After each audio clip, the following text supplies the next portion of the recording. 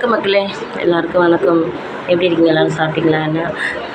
நான் என்ன இன்றைக்கி சொல்கிறேன்னா, நம்ம இந்தியாவில் பணம் சம்பாதிக்க முடியாமல் ஆணும் பெண்ணும் வெளிநாட்டில் போய் சம்பாதிக்கிறாங்க. அது ஏன் அப்படின்னா, வெளிநாட்டில் அந்த சுதந்திரம் இருக்குது, சம்பாதிச்சா கொஞ்சம் கூட காசு வரும் அப்படின்னு. நம்ம இந்தியாவில் கிடையாது. இப்போ இந்தியாவில் வந்து பகல் பூரா வேலை பார்த்தாலும் அந்த ஒரு 500 1000 தான் சம்பாதிக்க முடியும். இதே வெளிநாட்டில் போனால் கைக்குள்ளே சம்பளம் வாங்கலாம்.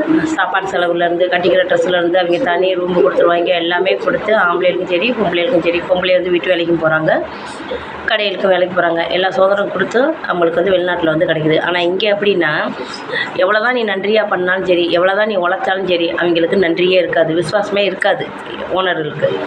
வெளிநாட்டிலையும் நானும் பார்த்துருக்கேன். நிறைய பேர் ஓனர்லாம் நல்லவங்களாக தான் இருக்காங்க. நம்ம நடந்துக்கிறத பொறுத்தும் இருக்குது. நான் இந்தியாவிலையும் 2-3 பேரை பார்த்துட்டேன் மக்களே, சரிங்களா? பிளாக் மெயில் பண்ணி தான் நம்மளை வந்து வேலை சொல்கிறாங்க. நாங்கள் அந்த உதவி பண்ண மாட்டோம், இந்த உதவி பண்ண மாட்டோம், நாங்கள் வேலை ஆள் கிடச்சிட்டா கழட்டி விட்ருவோம் அப்படிலாம் சொல்கிறாங்க. அப்படி நம்மளுக்கு தேவையே இல்லை மக்களே, சரிங்களா? நம்ம வெளிநாடு போய் இப்போ ஆம்பளை எதுக்கு போகிறாங்கன்னா, பொண்டாட்டிக்காகவும் போகிறாங்க, அம்மாவுக்காகவும் போகிறாங்க, அப்பாவுக்கு முன்னே தங்கச்சிகளுக்கும் எல்லாருக்குமே போய் தான் அவங்க வெளிநாட்டில் சம்பாரித்து கொஞ்சம் பணம் அனுப்பி நம்ம வந்து நல்ல நம்பிக்கை வரோம். இதே நம்ம இந்தியாவில் இப்படி யாராவது பண்ணுனா ஏன் வெளிநாடு போகிறாங்க ஆம்பளை ஆளுங்க? ஏன் பொண்ணுங்க வந்து வீட்டு வேலைக்கு போகிறாங்க? ஏன்னா இந்தியாவில் வந்து எல்லாமே கொள்ளையடிக்கிறாங்க. சும்மா இங்கே மக்களே, நான் ஒன்று சொல்கிறேன். இன்றைக்கி வீட்டு வேலை பார்க்குறவங்க 100 ரூபாய்க்கு போய் வீட்டு வேலை பார்த்தா பல்ல அடிச்சுட்டு வந்துடுவாங்க.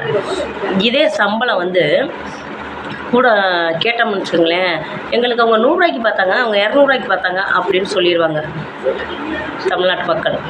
இதுதான் நடைமுறை. நாளைக்கு சந்திப்போம் மக்களே. நன்றி, வணக்கம்.